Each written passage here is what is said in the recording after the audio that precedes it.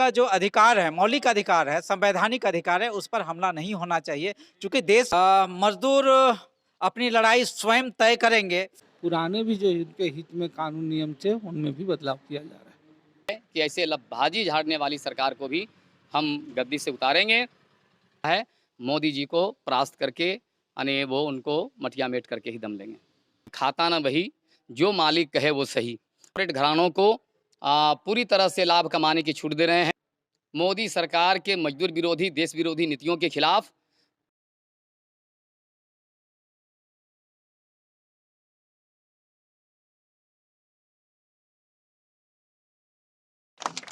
मजदूर आंदोलन के शहीदों अमर रहे, अमर रहे।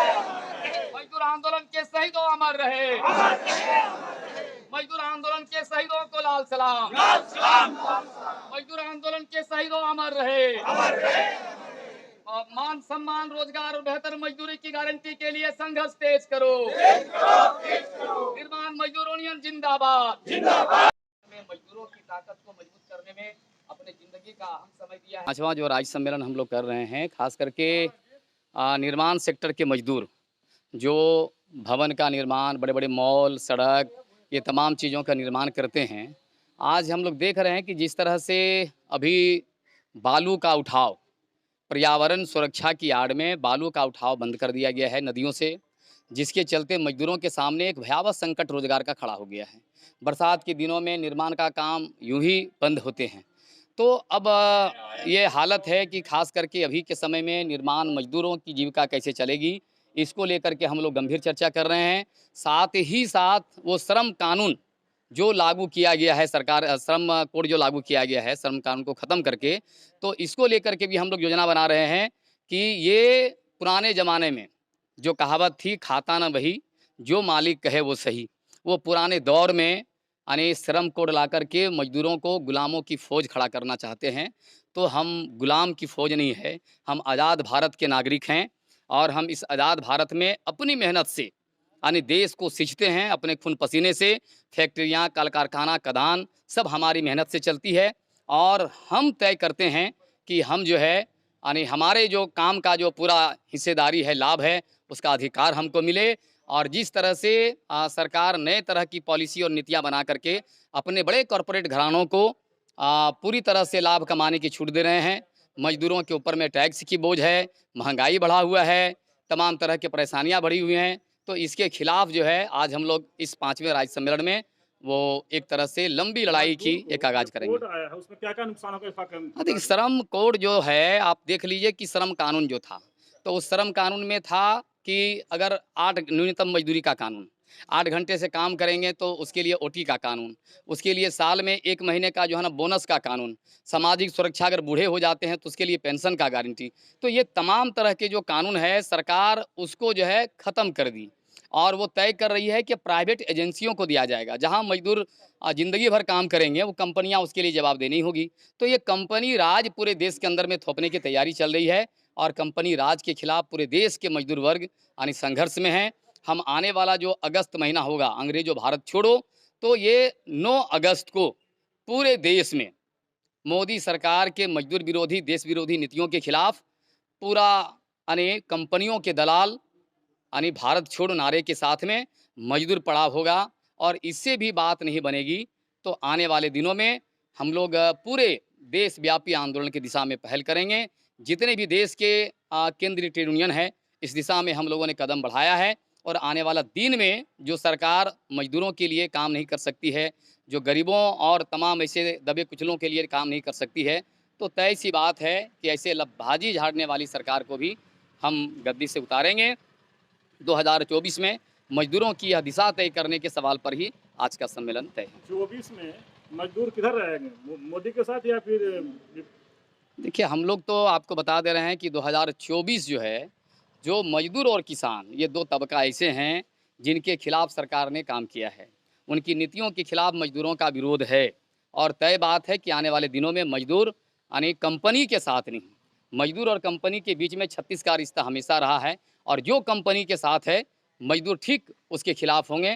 तो ये मैथ का जो गणित है, इसमें मैं समझा दिया और इस बार का मजदूरों का जो आंदोलन जो चल रहा है, मोदी जी को परास्त करके यानी वो उनको मटिया मेट करके ही दम लेंगे। एक बार परिचय। भुवनेश्वर केवट एक्टू प्रदेश।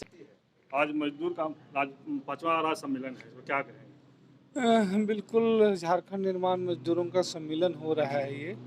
ये रांची में हो रहा है और राज्य अलग बनने के बाद रांची जैसे जैसे एक राजधानी के रूप में और विकसित हो रही है, जाहिर सी बात है रांची या जितने भी इस तरह के बड़े महानगर हैं उसमें काम काज का नेचर जो है वो निर्माण कंस्ट्रक्शन से ज़्यादा है, ज़्यादातर भवन, बिल्डिंग, रोड, बाईपास। और इसलिए एक बार फिर से जो है ग्रामीण इलाकों से मजदूर निर्माण कंस्ट्रक्शन मजदूर में आते हैं। ये जो निर्माण कंस्ट्रक्शन मजदूर हैं वो जाहिर सी बात है वो महानगरों के होते नहीं हैं, आसपास गांव के आते हैं और उनकी समस्याओं की विशिष्टता है। एक लगातार जिस तरीके से उनके खतरे हैं कामकाज के, उनकी सुविधाएं हैं, उनके रहन सहन को लेकर के है और तमाम कानूनों के बावजूद भी अब तो स्थितियां ये हो गई है, पुराने कानून भी खत्म हो रहे हैं लेकिन भवन निर्माण से जुटे हुए लोगों के लिए एक स्पेशल कानून बनना था। किसी तरीके से राज्यों में कानून तो पारित किए गए लेकिन वो निर्माण मजदूरों के कानून भी सारे प्रावधान जो है वो पारित नहीं हो रहे हैं।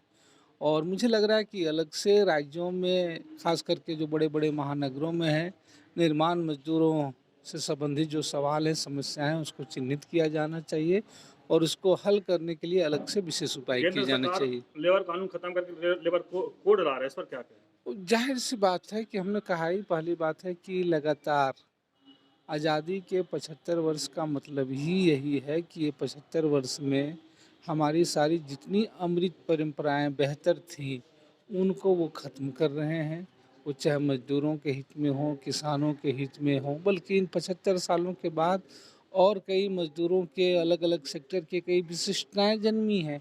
उनको लेकर के और ज़्यादा विशेष एकाग्र उपाय किए जाना चाहिए। लेकिन नए एकाग्र उपायों की तो बात छोड़ दीजिए, पुराने भी जो उनके हित में कानून नियम थे उनमें भी बदलाव किया जा रहा है। निर्माण मजदूर का 5वां अधिवेशन है, आज सम्मेलन है, क्या कहेंगे? आज मजदूरों के सवाल को लेकर निर्माण मजदूर यूनियन के तरफ से एक कॉन्फ्रेंस हो रहा है। 5वां राज्य सम्मेलन है। इस सम्मेलन का उद्देश्य है कि देश में लगातार मजदूरों के अधिकारों पर हमला हो रहा है और मजदूरों के अधिकार और मजदूरों के संरक्षण के लिए जो कानून बनाए गए हैं उस कानून को डेमोलिश करके एक कोड लाया गया, 4 श्रम कोड लागू हो जाने से इस देश के जो मजदूरों के जो अधिकार हैं वो समाप्त हो जाएंगे। कहने का संदर्भ है कि उसको विवरणी जानना चाहिए कि आज जो मजदूर हैं तो मजदूरों को जो अधिकार दिए गए हैं, अगर श्रम कोड लागू होता है तो मजदूर का जो 8 घंटा का श्रम का जो सीमा है तो उसको बढ़ाकर 12 घंटा भी कर दिया जाएगा। उसका लिमिटेशन नहीं रहेगा। मजदूर को जो अधिकार है, अगर वो मजदूरी मांगता है, अगर नहीं देने की स्थिति में कभी भी उसको कान पकड़ के निकाल दिया जा सकता है मजदूर को। तो इस तरह से कई ऐसे कानून जो लाए जा रहे हैं सेंट्रल गवर्नमेंट के द्वारा, जिसका कि आज इस राज्य सम्मेलन में मुखालफत किया जाना है, विरोध करना है कि मजदूरों का जो अधिकार है, मौलिक अधिकार है, संवैधानिक अधिकार है, उस पर हमला नहीं होना चाहिए। क्योंकि देश सुरक्षित है आज तो मजदूरों के कारण ही है। आज जीडीपी जो तय होता है तो मजदूरों के कारण ही तय होता है। बड़े बड़े निर्माण होते हैं तो मजदूरों के कारण ही होते हैं। आज जितने रेल पटरी या जितना भी डेवलपमेंट का कारण है, मजदूर नहीं रहेंगे तो डेवलपमेंट का काम भी नहीं होगा साथी। इसलिए मजदूरों का जो वाजिब हक है, मजदूरों का कहते हैं कि पसीना सूखने से पहले उसकी मजदूरी मिल जानी चाहिए, तो वो मजदूरी उनका सुनिश्चित होना चाहिए। यही लोगों का है कि जो न्यूनतम मजदूरी जो है मजदूरों का वो मिलना चाहिए। 2024 में मजदूर किधर जाएंगे, मोदी जी की तरफ या फिर? मजदूर अपनी लड़ाई स्वयं तय करेंगे। मोदी को तय करना चाहिए कि एक देश का माननीय प्रधानमंत्री है, सबके हितों की रक्षा करने के लिए आपको प्रधानमंत्री बनाया गया है। आपको सारे लोगों ने वोट दिया है, चाहे वो मजदूर हो, किसान हो, चाहे जो भी वर्ग है, प्रत्येक वर्ग के लोग आपको वोट दिए हैं।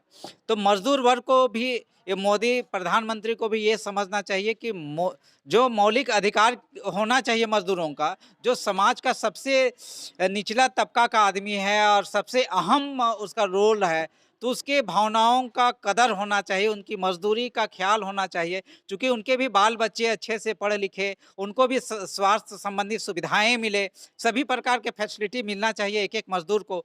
और ताकि सरकार ये नरेंद्र मोदी को भी ये लगना चाहिए कि इस देश के पिलर हैं मजदूर भी, तो उनका भी मान सम्मान और उनकी भी पहचान, उनकी भी स्वास्थ्य सुविधाएं, सभी प्रकार के सुविधाएं मिलना चाहिए। मोदी जी बोलते हैं कि 5 किलो चावल जो भी है सुविधा दे रहे हैं सबको। चावल आप मत दीजिए, लेकिन सम्मान दीजिए, उनको अधिकार दीजिए। मजदूर खुद कमा लेगा, उसको न्यूनतम मजदूरी दीजिए, उसको काम का सॉवरेंटी दीजिए, काम का आज़ादी दीजिए उसको। अगर वो 8 घंटा काम करेगा, 2 घंटा बच्चों के साथ खेलेगा, उनके बच्चे भी अच्छे स्कूल में पढ़े लिख जाएंगे और उनके बच्चे भी काबिल बनेंगे। मजदूर के बच्चा मजदूर ही बने, ऐसा नहीं होना चाहिए। आज चाय बेचने वाला प्रधानमंत्री बन सकता है, तो मजदूर का बच्चा भी प्रधानमंत्री बनना चाहिए। ये नसीहत देनी चाहिए प्रधानमंत्री को, ताकि 5 किलो चावल ठीक है आप दे रहे हैं, तो ये देकर आप उसको ओबलाइज मत कीजिए, आप उसको खैरात मत दीजिए, लेकिन उसको स्वाभिमान से जीने का अधिकार दीजिए। यही हमारी मांग है। 2024 में किधर रहेंगे मजदूर? मजदूर जो मजदूर का बात करेगा, लोग सत्ता उधर ही होगा। 2024 में मोदी जी का आप लोग किनारा कर देंगे क्या? देखिए, मजदूर का सवाल है, मजदूर अपने अधिकारों की लड़ाई खुद लड़ना जानता है, और जिस प्रकार से वो रास्ता बनाता है, इस बार भी 2024 में भी अपना रास्ता स्वयं तय करेगा मजदूर। मेरा नाम पुष्कर महतो, AICCU का सदस्य। धन्यवाद।